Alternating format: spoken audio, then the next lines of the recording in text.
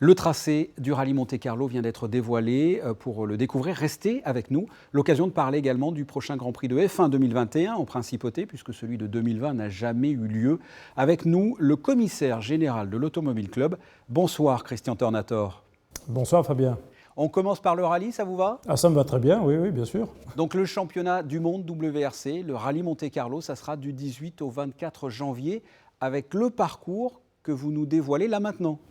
C'est une épreuve qui reprend le découpage traditionnel, à savoir une première soirée avec 2 épreuves en nocturne, un vendredi avec 6 épreuves spéciales qui vont se dérouler essentiellement dans le 05 et le 26, c'est-à-dire les Hautes-Alpes et la Drôme.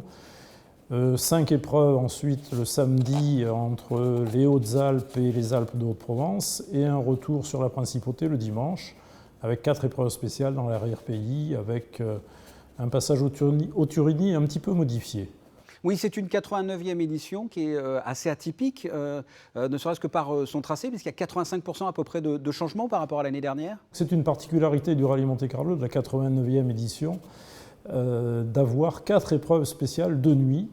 Ça n'arrive pas dans beaucoup d'épreuves du championnat du monde, et ça sera une fois de plus nous qui ouvriront les débats et qui feront cette opération. Donc il y aura peut-être des surprises, une fois de plus.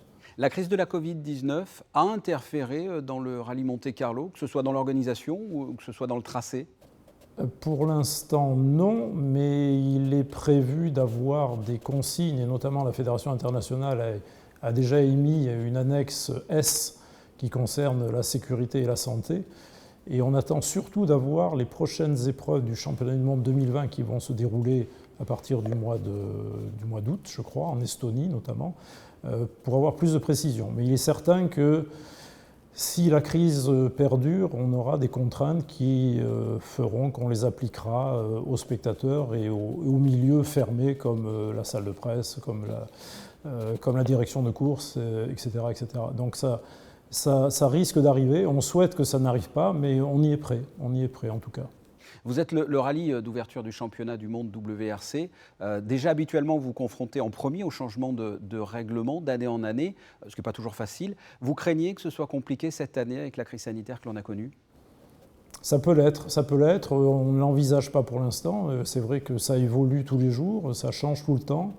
Je dirais qu'il est urgent d'attendre, et on va surtout attendre de voir ce qui se passe sur les prochaines épreuves du championnat 2020. Et puis la F1, on parle F1 si vous le voulez bien, il va y avoir cette année 3 Grands Prix à Monaco. Oui, 3 Grands Prix, avec il y a le Grand Prix historique qui aura lieu autour du 25 avril.